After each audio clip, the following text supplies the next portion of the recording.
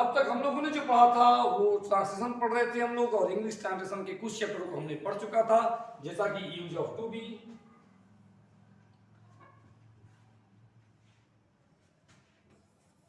Use of to be हम लोग पढ़ चुके थे, फिर टू हैव पढ़ चुके थे, और उसके अलावा हम लोग मॉडल वर्ब पढ़े थे। तो ये दो चीजों को हम लोगों ने पढ़ा है। अब पढ़ेंगे हम लोग इन्फिनिटिव की ओर। एक चैप्टर है इंग्लिश ट्रांसलेशन में इन्फिनिटिव।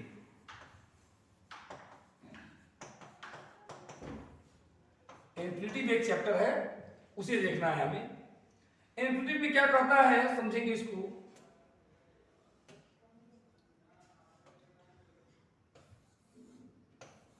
INAFI ANITIV। इन्फिनिटिव को सिंपल अर्थों में समझेंगे तो ऐसा समझ सकते हैं कि इन्फिनिटिव का मतलब टू प्लस वर्ब।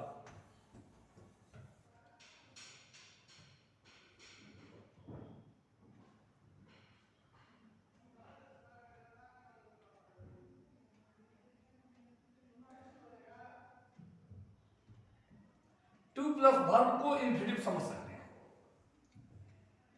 क्योंकि इन्फिनिटिव को एक एग्जाम्पल से अच्छी तरह समझ सकते हैं। तो हम एग्जाम्पल की ओर बढ़ते हैं।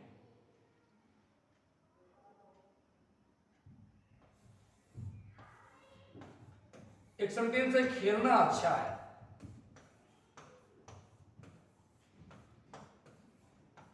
खेलना अच्छा है, तो यहां हम लिख सकते हैं कि अब खेलना का तो प्ले होगा, तो लिखेंगे प्ले इज गुड, बट ये हो जाएगा गलत, क्योंकि खेलना अच्छा है में ध्यान दीजिए यहां पे इन्फिनिटिव का प्रयोग हुआ है। यहां एक इन्फिनिटिव का मतलब है कि एक क्रिया को कर्ता के रूप में डाल दिया गया है।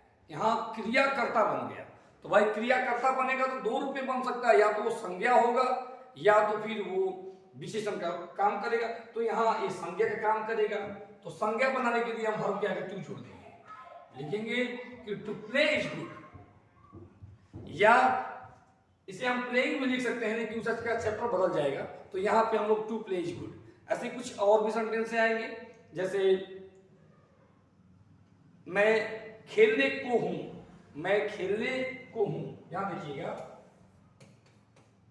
मैं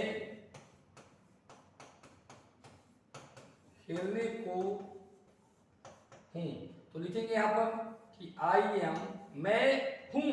अब क्या हूं मैं, तो आई एम टू प्ले। मतलब इसका एक और हिंदी हो सकता है कि मैं खेलने वाला हूं, मैं खेलने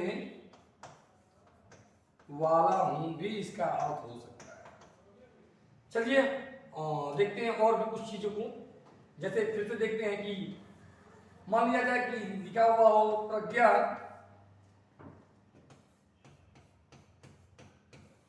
गाने वाली है। पहले कुछ सेंटेंसों को समझते हैं कि कैसे कैसे सेंटेंस आ सकते हैं इन्फिनिटिव के अंदर। प्रज्ञा गाने वाली है, या फिर गाने वाली थी भी अगर रहेगा तब भी वो वही चीज है। गाने वाली थी, गाने वाली है, ऐसा कुछ रहे, या फिर गाने को है,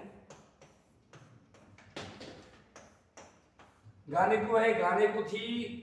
तो ये सब जो है इन्फिनिटिव के एग्जाम्पल है। और इन्फिनिटिव में और भी एक एग्जाम्पल है जो कि दूसरे तरह का है, उसमें क्रिया आगे आ जाएगा, जैसे कि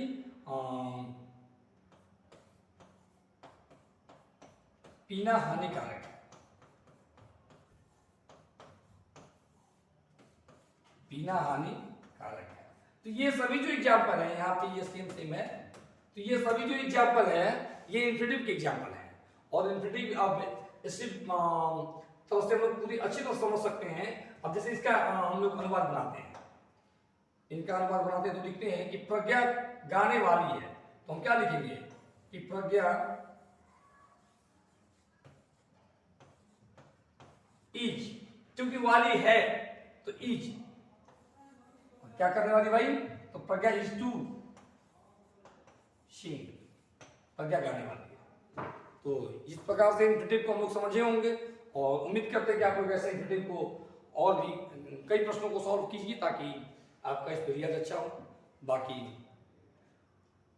आज की क्लास के लिए सभी को थैंक्स, शुक्रिया। मिलेंगे अगले क्लास में हम लोग पुनः किसी नए चैप्टर के साथ।